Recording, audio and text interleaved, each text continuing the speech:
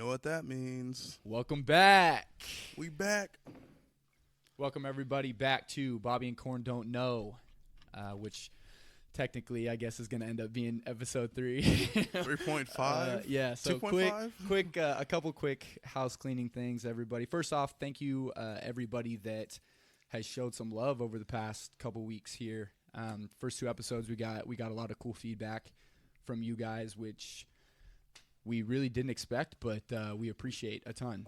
Hopefully you guys got some value from that, learning a little bit more about who Corn and I am. Yep.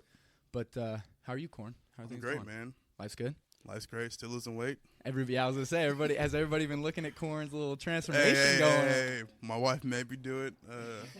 I didn't want to, but hey, what do you know? Put it out there, right? Content. There you go.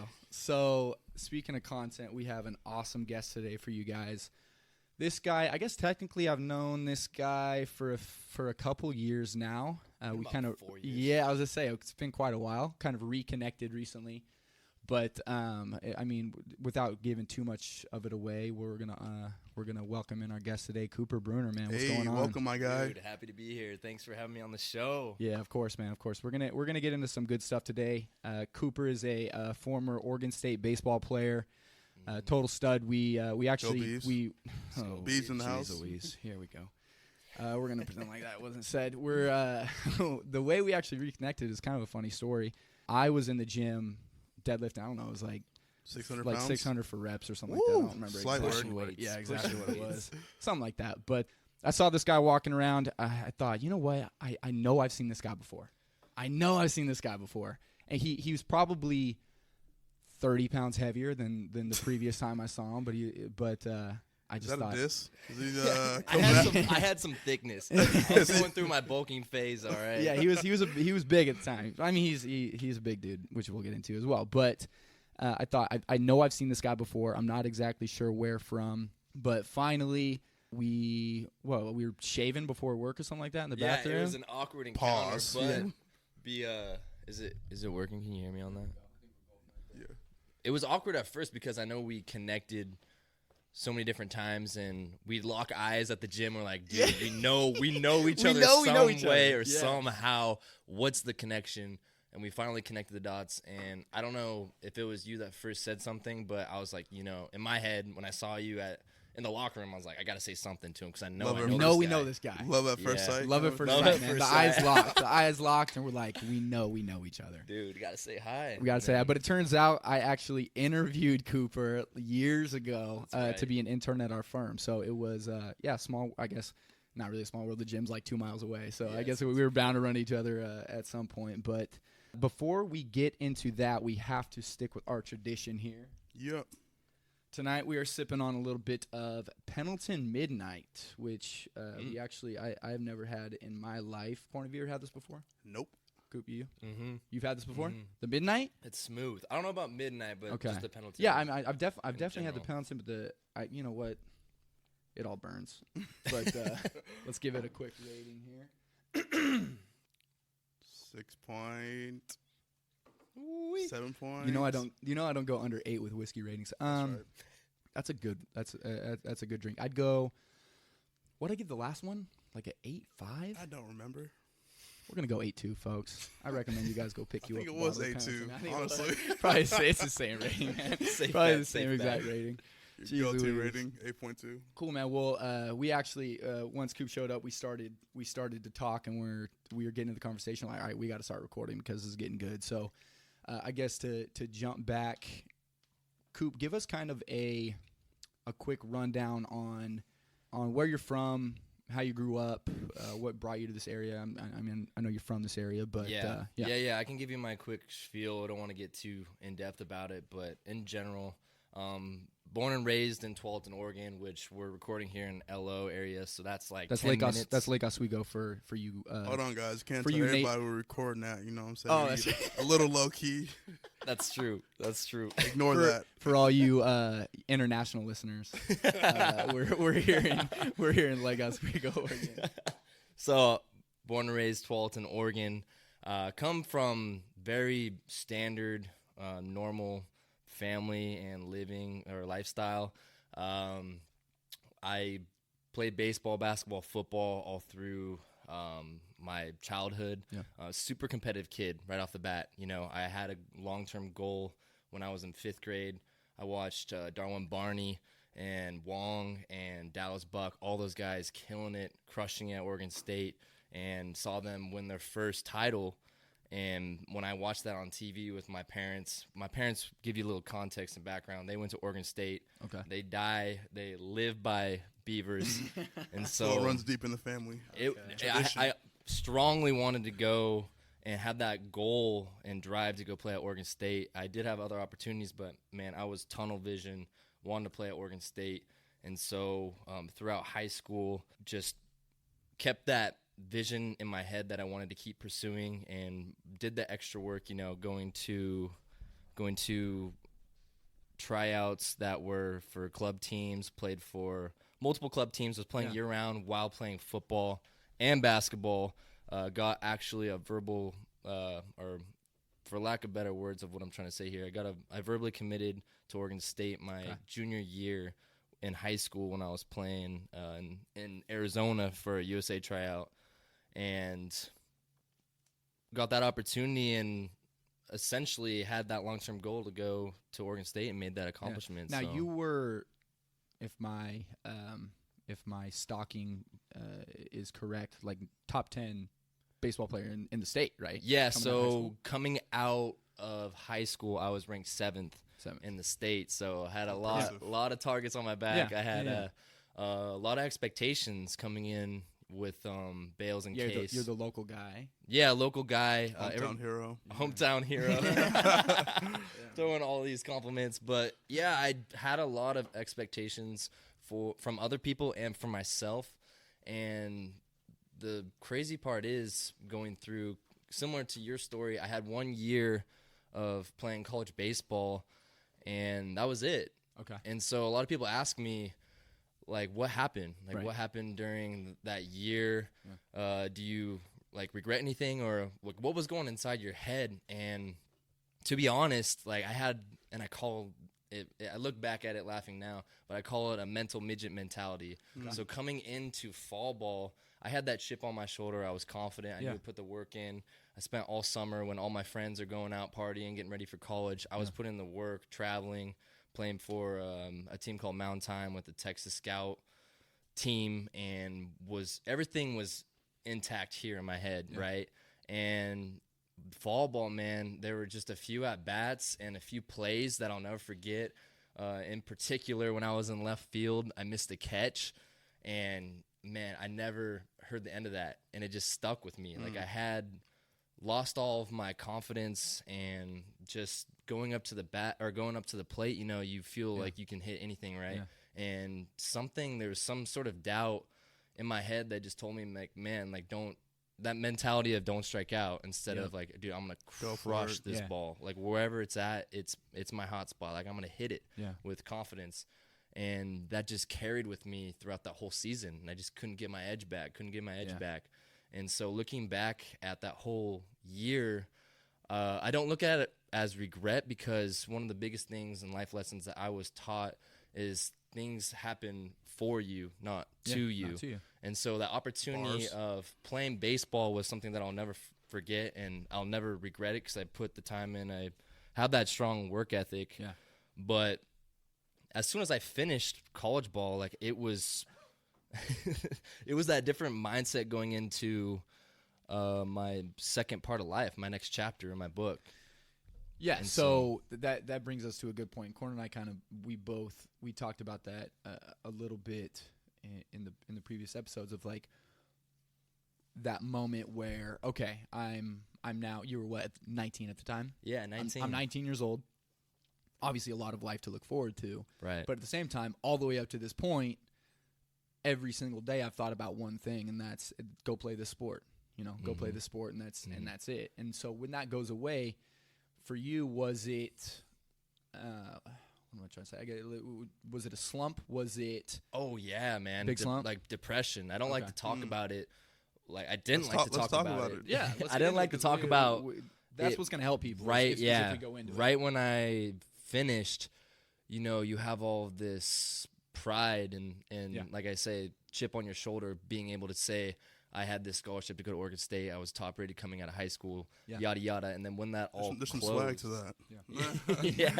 Yeah. When that all closed and that chapter closed, I had to find another passion or another desire of what I want to do.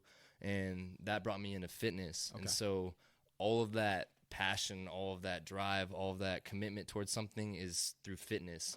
And that applies to anything. That applies to business. That applies to your relationships and constantly improving yourself. And I do that all through fitness, man. And it just, awesome. I got hooked. You know? Yeah. Just, I want to circle back to mental health and depression and stuff. So you're obviously excited at this time, going to college, whatever. And you're like, man, this ain't going to be it. I'm leaving this. Like, so depression hits going through that depression, like how did you pull yourself out of that? Were you open about it with people? Yeah, how long did it last? Kind of dive into that. Man, it was, for me, I didn't actually leave Oregon State. Like, I didn't get cut by no means. Okay. I went into my summer ball. I played at NorCal for the Humboldt Crabs. Okay. And I knew that was probably it for me, that I was going to play, see how things go. What is Humboldt Crabs? Humboldt Crabs is, so like you have West Coast League, which is the like Midwest, and you'll have like Victoria and a bunch of different teams traveling around that area. Okay. And then the step below is the Far West League. Okay. And so I was in the Far West League playing all around the whole West Coast. Okay. So we'd go LA all the way to the top to like Walla Walla. Okay. Did you feel like during this time you were depressed at all, or it was until you're done? I kind of went into that summer feeling that I was going to put up the cleats, so I tried to enjoy the game as much as I could. Yeah, enjoy it. And so you saw it coming. I saw it coming. I didn't want to play anywhere else. I did have opportunities to go to a JC, and I was talking to Marty Lees up at Wazoo at the time when he was coaching there, and potentially walk on after a year at a JC. And I was like, man, like I look at my priorities and what's important to me, and getting my education and figuring out what my passion would be in a career field was my top priority. So I knew that was out of the question. Like, I talked a little bit about it, but I kind of shoved that on the side. Yeah. And so the last day when it's funny because I was playing in Corvallis against the Knights. Okay. That was my last weekend, like hurrah. And I just kind of sat down with my parents because they're at the game, and I just felt like I disappointed them. Like, I kind of cried and felt that emotional, like, burden. And because I know I worked so hard to get that scholarship to pay for my freshman year for academics, because academic scholarship. And the hardest thing was just to tell my dad, look him in the eye and say, like, I'm done. Like, this is it for me. Yeah. And they look so proud of me, but at the same time, like, they knew how much it hurt to like say that in front of everybody, you know. Yeah. What was the final straw? What was it that made you really realize? It was sitting down with Case and Bales in the conference room and just seeing my forecast of my opportunity of where I could be in the next few years. Okay. It was similar to my boy Jack Anderson. Like, he knew his sophomore, junior year that he would have to really fight for position, and probably his sophomore year not play and go through that whole practice and that grind. Yeah. And at the time, when I had that mental midget mentality, it was kind of, for me, like, I'm done. Like, I'm checked out. Yeah. And when I look back at that and going back to, like, things happened for me, that set me at my low point for my mentality.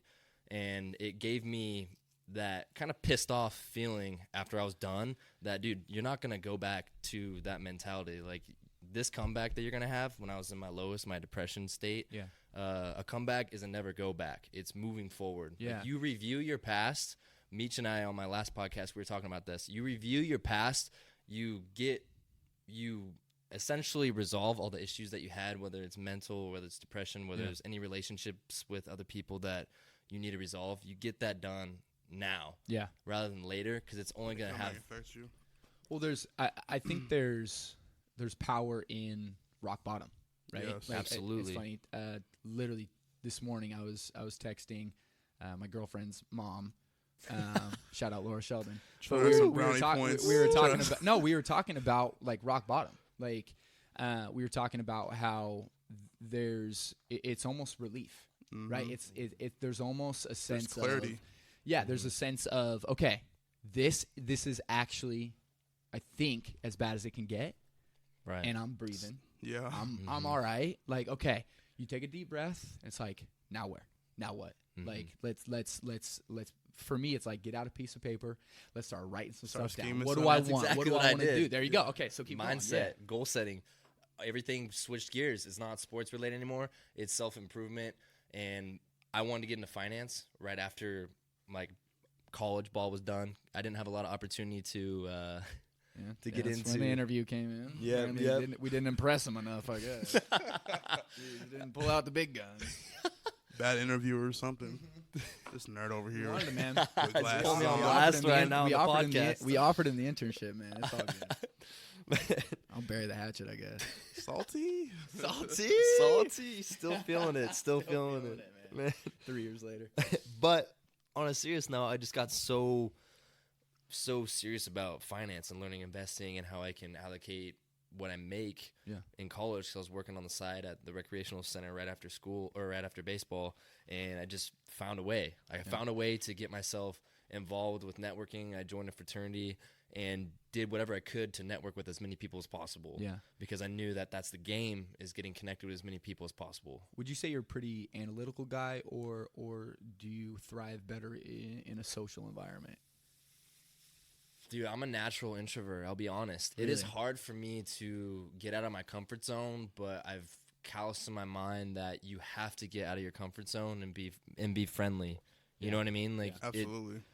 It's hard to be comfortable, be uncomfortable, but the dividends being paid back of doing that is so worth it, and the connections you make and close relationships you make, so worth it. Yeah. And go ahead. I think a lot of times I look at my experiences in life, and if I'm faced with a decision, like, because I'm the same way, I'm a natural introvert, I'm like, uncomfortable situations like make me like, oh man, like like start sweating and stuff. It's like, oh snap.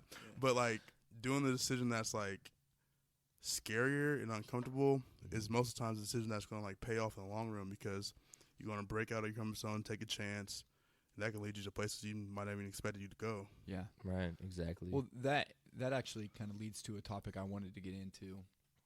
So you're kind of, for lack of a better term, like a social media savage. Like you get after it, right? Like you're pretty consistent. Content is king. Yeah, content is king. You're pretty consistent with sending messages that you believe in, out into the stratosphere of people that are following you and paying attention to what you're doing.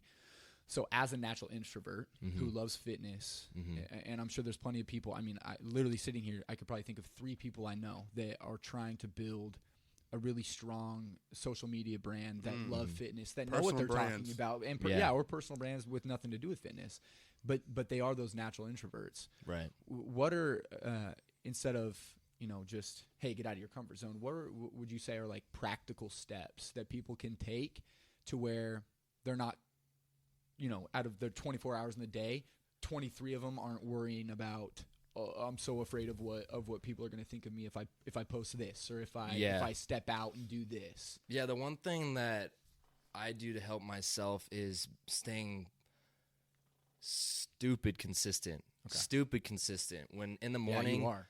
In the morning when I do my workouts, I have my workout partner record like 20 seconds. Like I'll just say, 20 seconds, do an exercise or do a video of this, and so I can have this for my video moving forward into my next post. Yeah. I strive to get 1 to 3 posts because I know that in the fitness industry that it's competitive. Like everyone has the body, or everyone is striving to get the body. Like that is not going to be more or less the separator. The separator is how relevant can you be for your audience? How much content can you give to your audience so they have so much to work on or available for them that is free? Because you, at this age, at our age, being in our 20s, like, you are not an expert. You're not a guru. There's no way you can say that you know how to get to where you want to be in fitness without going through the journey yourself.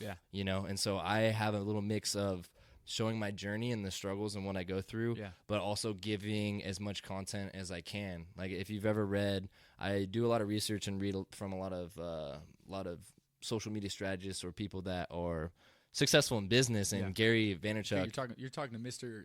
Shout out Gary V. Gary V right here. Gary Vayner Sports right here. Yeah, that's my guy right there.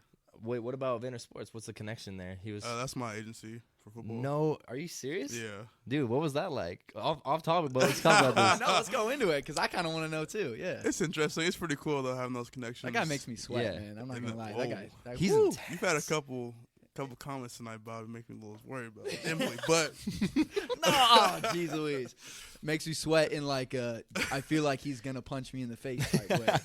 No, did you ever meet Gary? Or like, yeah, how does that all work? I met Gary before. First time I was in Atlanta for the Super Bowl. Wow. Went down there, hung out for a little bit, but just all positive vibes, wanted a better life, and it's awesome hearing somebody like. There's not many people who like say what people need to hear. So like having that person in your personal corner is pretty awesome, and you know the whole team is awesome, been awesome, helped me this point in my life, and I do have to ask one question because I want to know your feedback on it. So I agree that that consistency is the biggest thing, right? It's got to be consistent, but also I have to admit, and I don't know how many listeners out there would agree, but Gary V posts so much that I kind of tap through some of it, right? Like it's I don't want to say overwhelming, but it's so much and so consistent that I guess in the back of my mind I think nobody knows this much to where literally every second of every post that he has is worthy of me sitting and listening through. Does that make sense? Yeah. And I think what his strategy with that is that he knows he's going to give you some bit of knowledge at some point in time when you're ready for it. And I'm sure he has hundreds of thousands. I mean, he's got, 4.6 million followers on his Instagram, let alone. And he's on every single platform that you can name right now on your top of your head. He's probably on ones that we haven't even heard of yet. Yeah, he sees the wave coming. He's playing long-term game. He's playing legacy. He doesn't care about money. Yeah. He is going to give you as much content as he can so you can refer back to whatever, because it's going to come back into your feed like at one point. But you are right, and I've struggled with that because sometimes I don't get the impressions that I'm looking for. Like I can see on my analytics how many people are physically seeing it, and there are days where it's stone cold. Does that stop you from creating? Absolutely not. There you go. At first it was like, oh shit, like man, like are people not believing in me? Yeah, do people think I'm just BS? Yeah. And you know, you have to fight those feelings and revert back to the game of, dude, this is a long-term game. Yep. Like, you aren't doing this for money. I was just talking about this with my boy Scotty Ackerman over at the Bat Company last night, and the people that succeed in whatever they want to do is they have on the back of their mind, no matter what, is how can I provide you with value? Whether it's every post I post, I'm trying to hit, if it's just one person, then I'm happy. I'm happy because if I see a favorite, on one of my, or almost every single post I have a favorite, and when someone favorites it, I'm like, okay, like I know one person today, no matter how I'm feeling, is saving that, and they're gonna refer back to it because they might have needed it. Yeah. And I posted something yesterday when I was talking about directing to the girls out there because something came up in my life where I felt like I needed to say it, and I just said like, to all the girls out there that are struggling, that need encouragement and feel like they're not being respected by men, I'm telling you, like, you're beautiful, you're strong, you're smart. Don't let any man tell you or bring you down. Were your DMs popping up? I was going to say. And then the DMs, bing, bing, bing, dude, bing, bing, they bing, went bing, crazy. And it fired up, and I was not playing the game where I wanted that necessarily, but I just wanted to let girls know. It was a byproduct. What was on your heart? What was on your heart? Yeah, and I do rants all the time, and I love it because I'm not afraid to put myself out there because it feels so much better to just let it go. I think there's really power in, like, putting it all out there. Like, I remember before, like, maybe 6 months ago to a year, people would put it all out there. I'm looking at my phone like, who would ever show themselves like this on the internet? Yeah. But, like, that's kind of how we're moving. Like, just talking on a podcast, you're putting it out there. Right. Like, even Bobby, like, talking, I was like, I don't know if I want to, like, share myself like that. Like, I'm cool, like, keeping it to myself. But once you have that power of putting it out there, like, you can really change lives. Like, it's leverage. It's leverage for your own personal brand and your reputation. And that's why I like I like this medium of communicating, right? Because if I'm gonna go on, I mean, the only social media I have is Instagram. So if I'm gonna go on Instagram and post a picture, I'm gonna post. It's a highlight reel, I'm willing. Like, it is what it is. We all post pictures that we like and things we want to post, right? Yeah. But I feel like this type of connection with people that are willing to listen. I'm much more of a talker. I mean, you guys both said you're introverts. Gotta admit, I'm not. Yeah, we know. Hence why Bobby always starts a podcast talking. I'm sitting back chilling. Facts. But I mean, dude, I love people. I think it came from having a lot of siblings, and I think you kind of fight for attention a bit. And so you need attention. That's what you're saying. We're getting to whole different issues here. Everybody love me. No, but man, I love being, like back in the day, or in college or in high school, you were looking for like the party to go to. Nothing made me happier than staying home and having people come over. Okay. Like, I want to host. Yeah, I want to host. I'm like that now. Yeah, if I'm being honest. I don't know.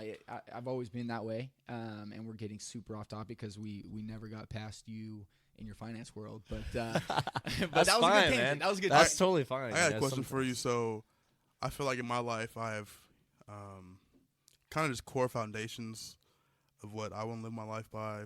Only behind me. What's kind of a couple words? So if I said perseverance, or how would that affect your life, or how's that played into your last 5 years? Like some advice you can give people about perseverance. Self-talk. Yeah, Like my things that self-talk pop in your head. Oh man, my self-talk is intense. I can imagine. Because if you want to live a 1% life and you have the audacity to go out and be a motivational speaker, then you have to realize that you have to put in 1% work. Meaning that when someone has a 9-to-5 job and they clock in, they clock out, and that's it, and they expect something in return that they need, that they're going to get that promotion, or they're going to do like something, they're going to get something rewarding. Like, that's total BS in this era. Like, we are so collectively, just our age group, we're so entitled that you need to understand that my dad, in order to get his company running and in order to succeed in his dietary supplement company, he had to put in the work on weekends. He still works on Saturdays, and I'll go in with him and run presses and machines. But if you have that will to want to be successful, then you got to put in the work, period. The end. Was your dad, I'm assuming, probably like your biggest influence? Oh, absolutely, man. Yeah. Absolutely. Yeah. My mom was the nurturer. So when I was, I had a tough baseball game, or things weren't going well, I didn't go to my dad. I didn't go to my dad because you want to hear the good stuff from your mom. Yeah, my mom was always positive.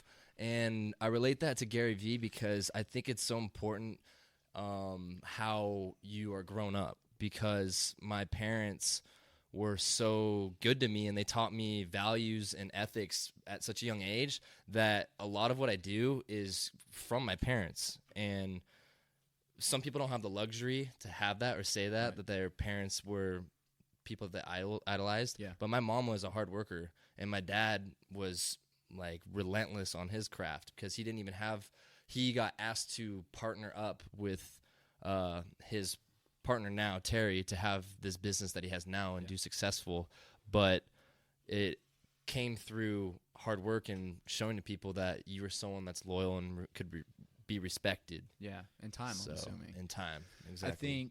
I think it's a combination, and I hate to like throw our generation under the bus and and assume we're above it in whatever way. But I think that one thing that is lost is the concept of compounding, of the things you do every day.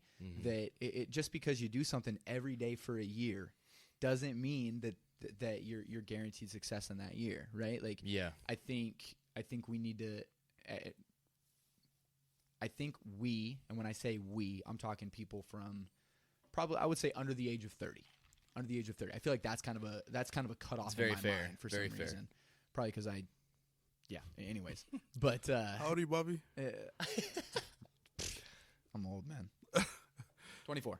Kobe, Mamba year. Yeah. So what I'm saying is, like, I think that people that are taking the step that we're talking about here and either starting a business or trying to build something, that it isn't an overnight, even over 5 years. Like we're forgetting that we're forgetting the craft, and we're focusing too much on the income or the results.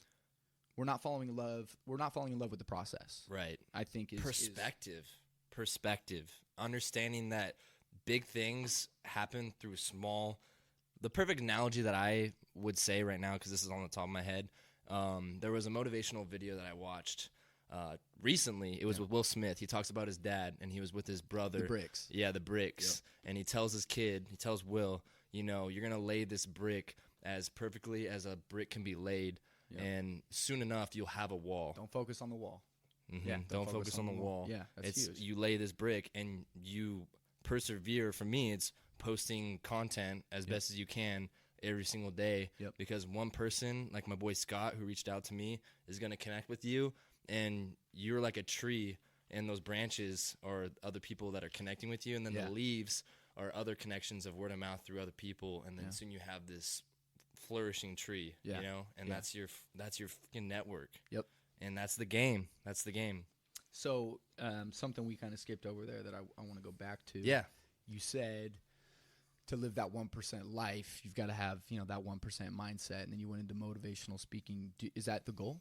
Is that your, give us like, it's like Gary Vee with the Jets. You want to, and you're going to keep playing that journey. You're going to keep playing that game because it fires you up and it keeps you driving towards something. Because Michael Jordan, when he was killing it in the 80s with the Bulls, he lost interest in the game because it wasn't challenging, and he damn near left, and everyone was like, why are you leaving? He left, and he went to go play golf and play baseball, and everyone's like, what the heck are you doing? You're in your prime, bro. You're 34, and you just won, 3 titles? He was back to back to back, and then he came back and then won 3 more. I think that's what happened. If you guys want to know about Michael Jordan, don't ask me. I'll put that out there. Anything about basketball, don't ask me. But reason why I bring that up is you have to constantly have a challenge in your life. Otherwise, you're not going to keep moving. Right. And you're going to keep improving. Yeah. And so that's the analogy that I play. I want to strive for that 1% life. But at the end of the day, dude, I'm trying to just make other people have better lives and live the best life. Well, ultimately, it's the more people you help, the closer you're going to get to that 1% life, right? Bingo. That's the ultimate equation. Right. The reason I ask if that's the ultimate goal is when Corn and I first talked about doing this thing, one of the requests I got, shout out to Rodrigo Garcia, this is actually his question, but he said, make sure you have, don't just have successful business owners on, have other people that are kind of going through what you're going through in the business, early business stages. Relatability. Yeah, come on, and that's why we wanted you to kind of dive into more of that, the depression you went through, because when all you're consuming is social media and everybody's highlight reel, we all forget that, like, we have sometimes more bad days than good days. Yeah. And we have more negative thoughts and positive thoughts. And I'm a natural optimist, so I'm good, but I can see how you can get caught up in kind of that spiral. So up to this point, just kind of go into some of those struggles, some of those thoughts that you feel like have hopefully not crippled you, but yeah, man, really a roller coaster ride, because I won't go into go into it, because we got to go back, because remember the last time we touched on your journey was you were a finance major. Right. We don't know where you went. So we'll start with that. So as far as finance goes, I finished my degree at Oregon State. Got my senior year, I got an early job opportunity to go up to Seattle. Okay. And man, that was a character building experience, because the job that I was in, I was unhappy. Like, I didn't see that being an opportunity where I would flourish. It was a sales job, and I have this mentality where if I don't believe in the product that I'm selling, or if I don't believe in the company that I'm working for, then I'm not going to be my true self, and I'm not going to. You can't just go 100% in on it. Yeah, I'm not going to go 100% in it because I don't believe in it, for one. And it was all whack. My mentality was whack. I got fat as fuck. I was like 235 for me, and that was like. What do you weigh right now? I'm 199. Okay. Yeah, oh, around wow. 199. Yeah, that's a big difference. Chucky monkey. Yeah, huge. And so I know your knees were hurting. it was tough, bro. Like I was just not where I needed to be. Well, also you probably at the time saw yourself as this fitness guy, or eventually, right? Yeah, like you knew that absolutely. That was in the back of my mind. I just couldn't get into the gym. I was fighting at work, trying to do well, and I was bottom tier as far as sales was going. And it's because every time I'd pick up the phone, I couldn't smile and feel real. Yeah. I was like, dude, how do I don't even provide value to you. Like if I were to even offer you a job or some sort of like tech software, like our product isn't even very good, and you probably don't even need it. You probably don't even need it. Like I did not feel like I was adding value to your life, and they would just hang up. Like they're just like, why do I need this? Yeah. And I couldn't find that why. Yeah. I couldn't find that why. And so 4 months in, literally 3 weeks in, I was like, fuck this. Like I'm gonna find a job. But I stuck it out for 4 months trying to find the right job, and got back to Portland and worked downtown as an analyst. I won't say the company, but I loved working there. Yeah. But things just started happening for my family's company. Yeah. We started reaching out. I was going ham on social media because I was learning from Gary Vee how to do social media, how to play the AdWords game, how to do the comments, the hashtags, how to reach out. I wasn't playing the game where I'd post and then expect people to comment and then not respond. I was engaging for hours. Right. Like after work, I'd get home. It's 5 o'clock, already worked out because I worked out in the morning. And I was a thumb warrior. Like I was messaging people, hitting a hashtag. Like for replace, I do hashtag cycling, hashtag Spartan race. And I would reach out to hundreds of athletes a night. And just positivity, reinforcement. Damn. Yeah, spreading all love. Night, dude. Love it. We started with 170 followers on Instagram, and now I think we're at like 958, and just through engagement. Yeah. And how long was that from point 1 to point? Since January of this year. So pretty slow movement, but free. It's free. Yeah. It was just hard work. And is that slow? Is that slow? Like what? 800, roughly 800. Yeah. No. Yeah. No, I mean, sales went up, awesome. And we got 2 partnerships with companies I can't open up about right now because we have disclosure agreements, but huge movement going into 2020. So that's why I quit my job in Portland. I was like, I have this opportunity. I sat down with my dad. I didn't even want to do this, but I was like, look, if you say you want to do X amount and you want to get to that, 1% life, money isn't everything to me, but awareness and as far as scalability, reaching out to as many people and helping them improve in their life as far as fitness, this was the opportunity where it was a no-brainer. Yeah. Like I can reach out to athletes and give them products that I fully believe in because we have 20-plus clinical studies on each product. Yeah. So no-brainer, That's awesome. And so. That's awesome. Yeah. Did you see any risk in joining, like helping your dad out and like. Yeah, leaving your so much risk because it could go bankrupt at any moment because the market could sway. Another product comes out that's better. Yep. And the supplement industry is so saturated, the only leverage you have is good marketing and clinical studies to back up your product. Right. And we have the clinical studies. So for us, we have the leverage of good doctors are looking into our products and essentially giving a verbal okay, like your product is the shit. Well, and you also kind of just brushed over. You kind of brushed over the job you had downtown Portland. So this guy was an investment analyst for a sizable firm. I mean, this guy, he's not. I mean, you're not leaving necessarily a job you hated. No, I loved it. I loved it. Bad. Yeah, it was great. So talk a little bit about why you would give up that cushy. Finance life. You're working downtown Portland. Dude, beautiful office. Amazing. What's office. What's the leap? Like, what's the leap and what caused it? Legacy. Okay. It's legacy. It's knowing that.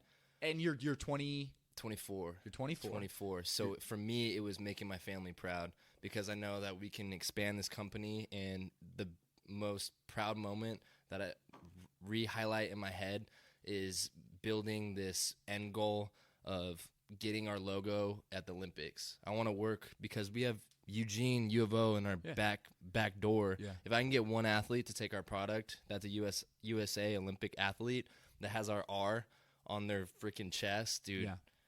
Man, Game I would over. be so stoked. I would be so stoked because it's just, I know that's what my dad wants, and that's my end goal. And it's like the Gary Vee to the Jets. Like, you have that end goal, and you're going to do whatever it takes to get there. Yeah.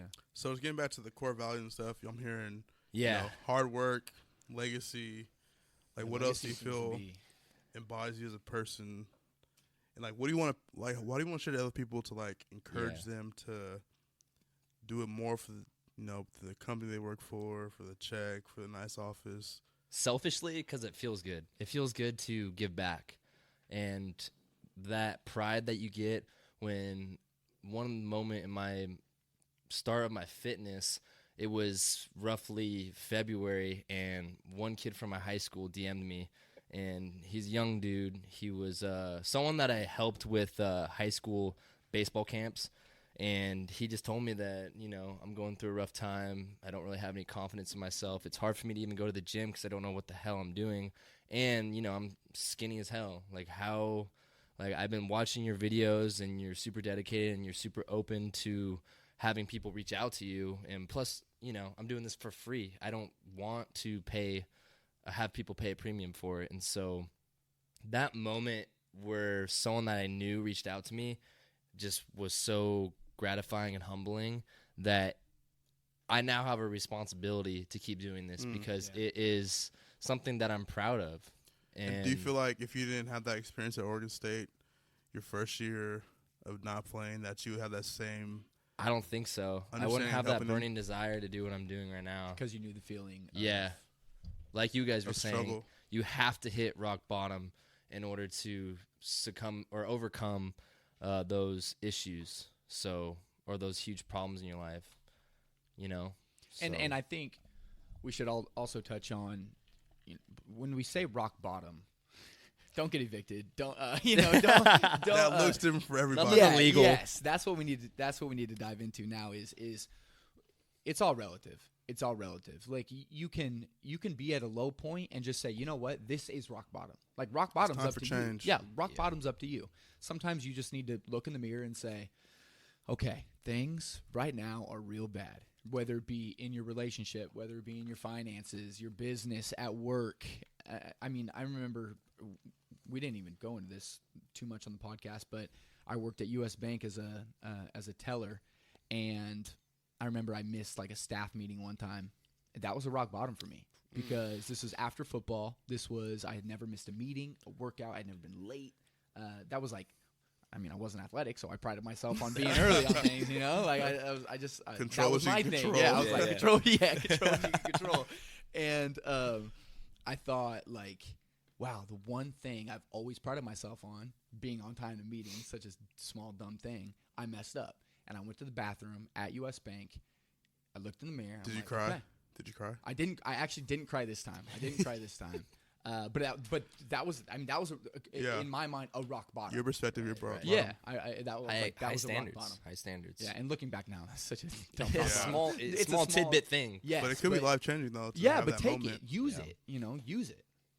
Yeah, I think my rock bottom was tearing my ACL and realizing, like, man, like, this sucks. Like, Yeah, tell me a little bit more about your story because I know you were playing football. yeah, man. So I'm in a phase. Did you know Henry Mondu? I did not. Oh man, he was a U of O D line, and he's with Pittsburgh right now. Okay. Yeah. Or haven't Joey come across Alfieri, him. does that ring a bell?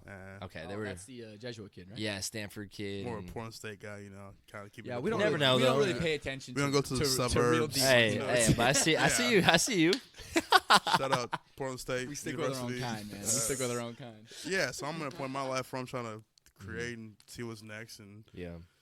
just kind of see what kind of vibes come my way. But along the way, I know whatever I want to do next, if it's not football, it's help people. That's the foundation of what I want to do. Yeah. Got a couple of things behind the scenes I'm working on just to help people. I mean, that's the starting foundation because so many people helped me in my life to get where I am. It's only right. It'll be selfish to me not to help back. And, like, in my character, in my heart, I believe that helping people should be the number one foundation. Because I've seen so many people the past few years all about themselves, and that's all they care about. And that's not fair. Like, No. Yeah. we're put on this earth to do good and spread love and joy and positivity. Like, that should be the foundation for everybody. And I haven't seen that. So it's like, man, like, I want to be tasked with that person to spread joy, love, positivity. And, like, how can I help people do the same thing? So Yeah, that's powerful, man. That's cool. You guys are both, I guess, kind of entering into and it obviously comes back from your background as athletes, helping people achieve certain physical goals. What do you say to the person out there right now, and who knows if there's any of these even listening, but somebody that in their whole life, they didn't grow up as an athlete. They didn't grow up as, they weren't the three sport. They weren't the dunking at 315 pounds. You can dunk at 300 pounds? Oh, because he doesn't. Kids got bunnies. He doesn't want all the guys at 24 Hour Fitness to know that he's about to dunk. Called out. But what do you say to the person that, they didn't grow up with a big athletic background, and now they're, whatever age, whether they have kids, let's say their schedules is pretty tight, and they've never really stepped foot in a gym. Maybe I see for a lot of people when they get motivated to go for a run. That's like the quote unquote go to. I'm going to change my physical life activity. Yeah, stress relieving point. Yeah, but what would you say to somebody that is in that stage, hasn't been an athlete, and they're ready to mix it up? Like, what's a practical step? Man, I'm going to twist your words a little bit, and I'm going to go with what's important. And one of the two things that I think that are important that I want to teach my kids are self-confidence and self-awareness. And with self-confidence in regards to, if you don't have a sports background or if you don't have something with fitness or sports related in general, your confidence comes from your small promises that you make daily To yourself. And so your confidence comes from telling yourself internally, those battles that you have in your head, that you're going to do something and that you do it. And that's where that confidence comes from. Of that. Are you talking about like, hey, I'm going to wake up at 6 a.m.? Yeah, like that. It's Something simple. As that. It's as simple as, and one of the craziest things I heard was there was a motivational video that I listened to with Joe Rogan, and he had a lady on there, and she had this strategy where every time she'd wake up, it's middle of December, it's cold as hell. 3, 2. The NASA, she would say, I'm going to tell myself, every time I wake up, I count to 3, and I imagine, a space shuttle about to take off. Yeah. And then 3, 2, 1, you're up. Okay. You're up. Yeah, your reticular activating in your brain, which is the frontal cortex of your brain, is reacting to that, and it moves, it acts. And so I'm super self-aware of how, the brain works, and just by acting and performing the task builds you that confidence, and just not pressing the snooze button and getting up gives you the confidence, but you have to have the self-awareness, and that's where I want to bring in the second point. Having the self-awareness of, dude, that is something that I can use as fuel, and it's that knowledge base of knowing how to manipulate your brain, because it's going to constantly give you negative feedback. Yep. Maybe not for you because you have that optimism, and maybe that's something that you were grown up with, but some people just don't have that naturally. Right. They're negative by nature. Right. And I blame their parents on that, or who they hung out with growing up. It's in their environment, who they surround themselves with. So you're a nurture over nature guy. Nurture over nature. Okay, that's a good point. I think it's a bit of a spectrum. I think absolutely. I think that naturally, we as humans are wired to survive. Therefore, in modern day America, or like I said, all of our worldwide listeners in whatever country you're listening to. I'm glad we got that. It's coming. It's coming. Someone's gonna hear it. Anyways, but I think that I think life is kind of cushy enough to where I think our brains are wired to look for things to be worried about, right, and things to be scared of, and things to be negative about. Therefore, we let that in. And if you're not aware of that, like you said, if you're not aware of, hey, my brain is literally trying to fuck me right now. Right. It's trying to make me think of things that aren't real, or find worries, or amplify things that aren't real to make this situation worse than it actually is. Right, a false reality. Right, because really, however many thousand years ago we were, chasing dinner, right? Well, dinner's some still are. Yeah, well, in the Midwest, everything was in the Midwest for fun, for fun. Ice fishing. Yeah, but I don't think our brains developed enough to realize that it's just trying to ultimately trick you. Right. Every single moment, you have decisions that you can take, and you can go the negative route or you can go the positive route, and it's just that constant grind in your head. And a lot of it comes back to self-awareness of knowing how you're feeling in that state, and knowing that your feelings are not as important as you think. Sometimes you have to just get shit done. So the person who is struggling mentally, like, what's some pick-me-ups that you could offer, or like what helps you when you're depressed? Or let's say somebody that they feel like they're too far gone. Somebody that feels like, hey, I kind of goes back to I've never stepped foot in the gym, but somebody that just really feels like, you know what, like I'm too embarrassed to go to the gym. I'm too embarrassed to. Like, what am I going to wait? My alarm's going to go off at 6 a.m. Cool. I get up. What am I going to do? I'm not going to the gym. I'll tell you that much. Like, what about that type of person? It's that realization of knowing that although internally you might feel like you're alone, you're not alone. Yeah. You're really not. And having the courage to ask someone that you trust to just hear you out and talk. I'm not saying a counselor. I'm saying someone that you feel either mutual with or close with, to tell them how you feel, all that baggage comes off. I would say. Would you say like an accountability partner? Accountability partner is that's a good way to put it. Yeah. Just anybody that you feel comfortable at that time where you can feel like you can call them up. Yeah. And I had a few people like that with fitness reach out to me and say, look, man, like, I want to change my ways. I want to change my habits.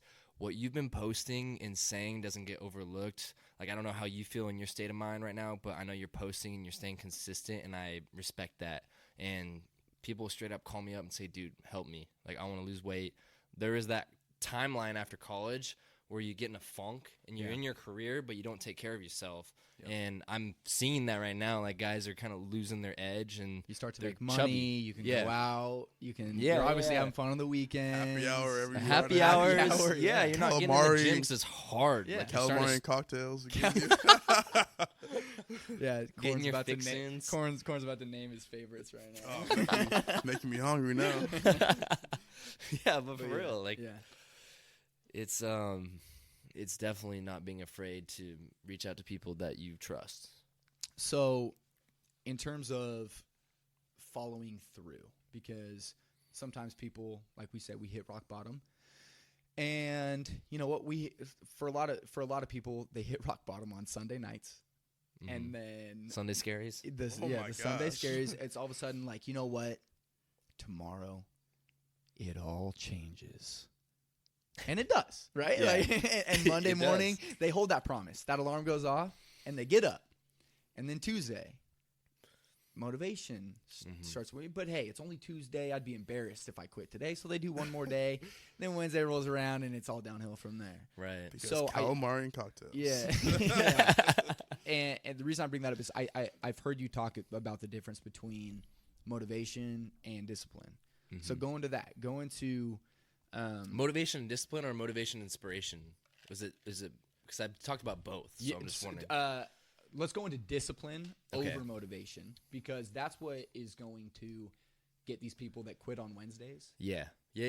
So to define motivation, the motivation is an external source that is pulling you into something, into some direction that you, at the time, feel like you have to do, i.e., when you listen to an Eric Thomas motivational video of how bad do you want it, you get those, the goosebumps that you get on your arms, and you're hyped and you're ready to go.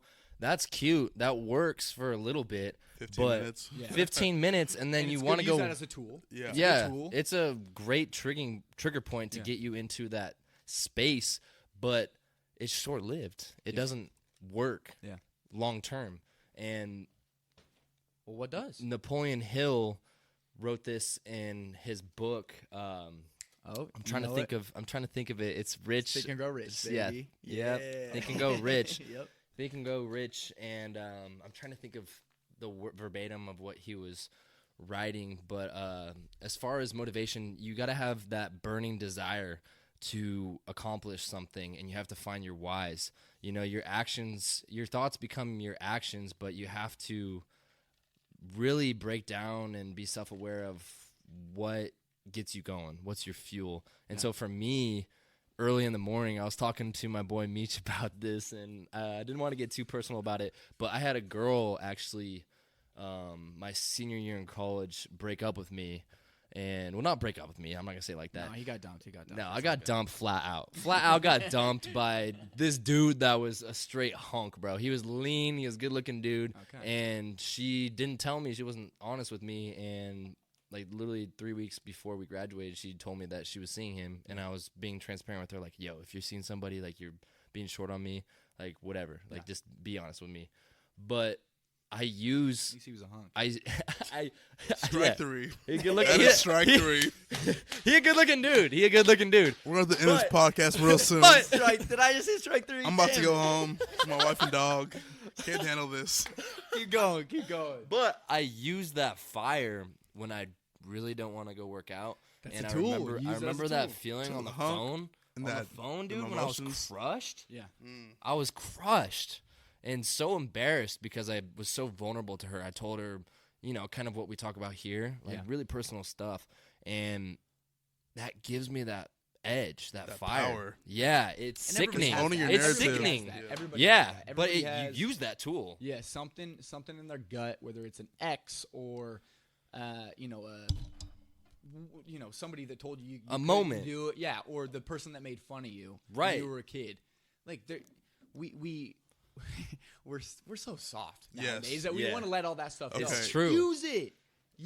Yeah, I want to share my story now. Okay, here we go. Let's hear it. My soft moment happened 2 years ago, my first year in Minnesota. Okay. Kind of sitting there at breakfast with one of my teammates, and a coach walks up, and we're talking to him about weight loss, like post-football career, whatever. And the guy next to me is probably like 6'8", 320, right? Jesus. Massive man. I'm sitting there, 6'3", 320. Mm-hmm. Yeah, and we're talking, and he stops, and we're talking about weight loss. He points at me. He says, yeah, after football, you're going to have a tough time losing weight, just how you're built. This man doesn't even know me. Like, I probably met him a month ago. Tell me I want to struggle losing weight. Looks at the other guy, yeah, but you'll be all right.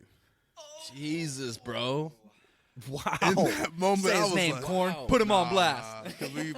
Oh he's my cool. God. He's cool people now. At the time, I was like, man, like, I don't know this guy. He don't know. Like, you know what I'm saying? And yeah. I felt that. Hits home. I felt that. So, the past month, down 20 pounds. There you go. 23 pounds this morning. Yeah. Let's go, baby. So, Get lean season. Yeah. So, once you own the moments that, embarrass you. And how often do you think about that throughout your workouts? Not a whole lot because I'd be so tired from Stairmaster, but it's but in those weak moments.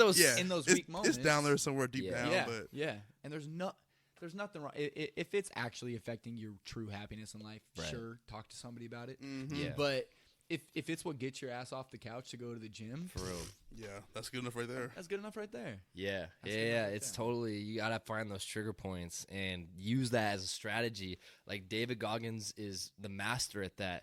He finds. I read his book, Don't Hurt Me, and he finds strategies to keep his motivation going because he is the most introverted guy ever. Like when he jumped on Joe Rogan's podcast, he's like, dude, I came in here like 45 minutes early just to get myself hyped up. He's like, I'm nervous as hell right now, but I'm just going to keep rolling because I have that expectation in my head that I need to keep doing. David Goggins, you got problems, but psycho. But I respect you. Respect you, but geez, man, I mean, we're just about at our normal time. We gave some golden nuggets in this thing, man. Where are we at right now? We're at an hour, man. Wow. We're at an hour. Yeah. We got to do another one. Yeah. That's what we got to do. Yeah. We didn't hit all of the points. I know. We like had you a just ton sat more. down, huh? We were going to go over a bunch more. You know what? So for this episode, Yeah. what's one last golden nugget, or what's one powerful thing that people can take from knowing you and your journey? Say one sentence or one thought that could change lives. Pressure. Hard work beats talent when talent doesn't work hard. There you go. And The that's end. Mic drop. The end. Mic drop. The end. Guys, if you're still listening to this point, we appreciate you. We're still figuring this thing out. Like I said, Episode 3.5. yeah, this is episode 3.5. Shout out P.S. Styles. We will get you the lost episode with Mr. P.S. Styles, but we're working on it, man. But yeah, thank you guys for listening. If you enjoyed this, then there's something wrong with you. But also subscribe. Cooper, where can they find you? Yeah, so you guys can find me on Apple Podcasts or Stitcher or Google Play. My podcast is Cooper Brunner Podcast. You can find me on Instagram. My handle is cbrunner37. You can find me on Twitter at Cooper Brunner. You can find me on TikTok at Cooper Brunner. Free workouts. See, Bobby, this man got your boys some- hitting the young kids, getting them loyal. And you can need to find hit me on more YouTube bases, too. man. Just look up my name. But if you want free workouts, check out my website, cooperbrunner.com. Thanks for tuning in, guys, and thanks for having me. Yeah, No dude, problem, and my guy. I should have said this earlier, but this is you a guy that is, I'm pretty. Too late now. Well, dude, Siri agreed. She said that's what I thought. No, this guy is one of the more disciplined dudes I've met, and that's why I wanted to come on here. I see him at the gym every morning, 5:30 a.m. Yeah, He's getting it done. So his workouts are legit. I haven't committed to him yet. Haven't explored. Yeah, I haven't explored. We'll get a workout in, though. We're gonna get All it done. three of us need to It's get a workout a little in. scary. That's man. a long drive from Vancouver. Oh, that is pretty deep. But anyways, guys, thanks again for listening. We'll have the next episode to you as soon as we can. We're figuring this thing out. Bobby and Corn don't know. speed it Man. up. We're out. Love you guys. Make today Peace. count.